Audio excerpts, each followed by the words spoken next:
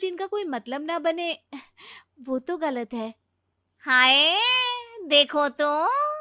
अरे घर आए एक दिन पूरा नहीं हुआ और सास से जुबान लड़ाना भी शुरू। नई हो, बहू हो, अपनी हद में रहना सीख लो। हाँ। इतने में विकास भी वहां आ जाता है। माँ, मुझे लगता है शिल्पा को घर रहने की जगह दुकान चलना चाहिए। इसकी नई चीजों की समझ और सोच हमारे बिजनेस के लिए बहुत अच्छी रहेगी। बेटे की बात सुनकर माँ को बहुत गुस्सा आ जाता है।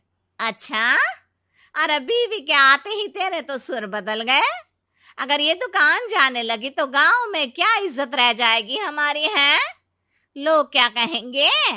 ये कहीं नहीं जाएंगी बस। हाँ। माँ के आगे और कुछ बोले बिना विकास वहां से चला जाता है और सास शिल्पा को घर के कामों में लगा देती है। उसी रात विकास और शिल्पा साथ बैठकर बातें कर रहे होते हैं। मम्मी ऐसा क्यों सोचती हैं कि औरतें कुछ नहीं कर सकती और उन्हें लोगों की इतनी चिंता क्यों है? पापा की डेथ के बाद माँ ने दुकान संभालने की कोशिश की थी, पर लोगों ने उल्टी सीधी बातें सुनाकर उनका आत्मविश्वास इतना गिरा दिया कि वो कुछ कर ही नहीं पाई और सोचने लगी कि शायद औरतें ये सब कर ही नहीं सकती। इसलिए उनसे भी नहीं हुआ। लोगों की यही तो दिक्कत है। उन्हें अपने से ज्यादा दूसरे की जिंदगी में स्वाद आता है। वैसे लोग जिनसे डरते हैं ना, उन्हें ही तोड़ने की कोशिश करते हैं। आप फिक्र मत करो, मम्मी की सोच बदलने का तरीका है मेरे पास। और अगले ही दिन से शिल्पा अपनी सास की सोच बदलने और लोग क्या कहेंगे के डर को खत्म करने की जद्दोजहद में जुट जाती है। मम्मी आपको पता है, गीता बबीता, अरे जिनके ऊपर दंगल फिल्म भी बनी है, मैं फिल्म बिल में नहीं देखती। हाँ। वो हरियाणा की लड़कियां हैं। दोनों रेसलर हैं।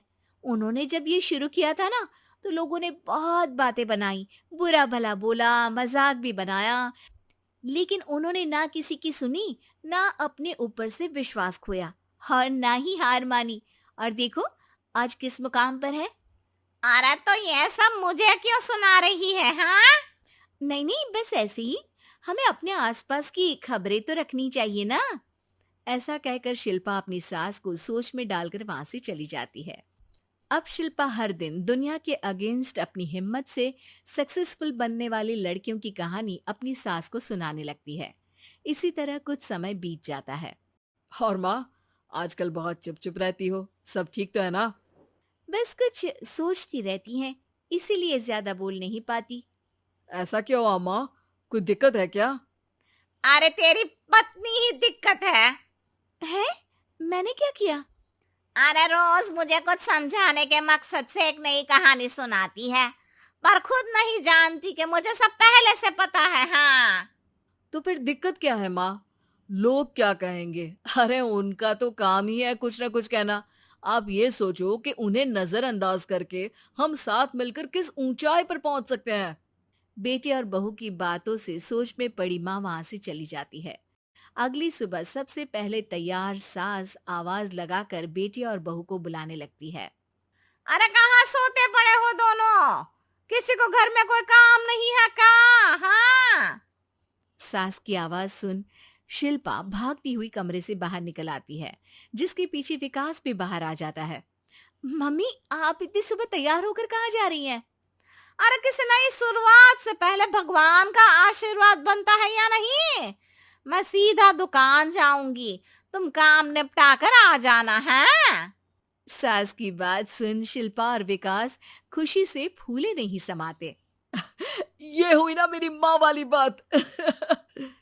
पूरा परिवार मिलकर दुकान पर काम करने लगता है, जिसमें विकास और उसकी माँ दुकान संभालते हैं, तो शिल्पा काम को ऑनलाइन डाल शहर और इंटरनेट का काम संभालने लगती है, जिसे देख गांव में लोगों के बीच गॉसिप शुरू होते देर नहीं लगती।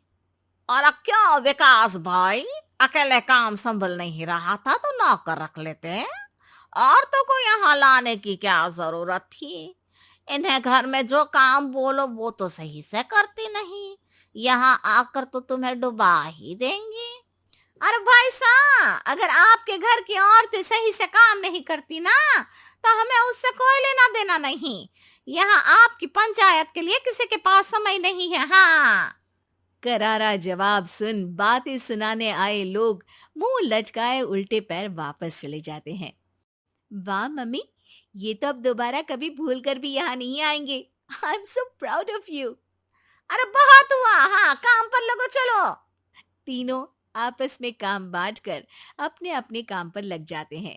इसी तरह दिन दिनों के साथ महीने बीतते हैं, जिसमें शिल्पा की पढ़ाई, विकास की मार्केट स्किल और सास की फाइनेंशियल मैनेजमेंट से उनकी दुकान बहुत अच्छा बड़ा बिजनेस बन जाता है, जो गांव के साथ साथ शहर में भी अच्छा खासा मशहूर हो जाता है।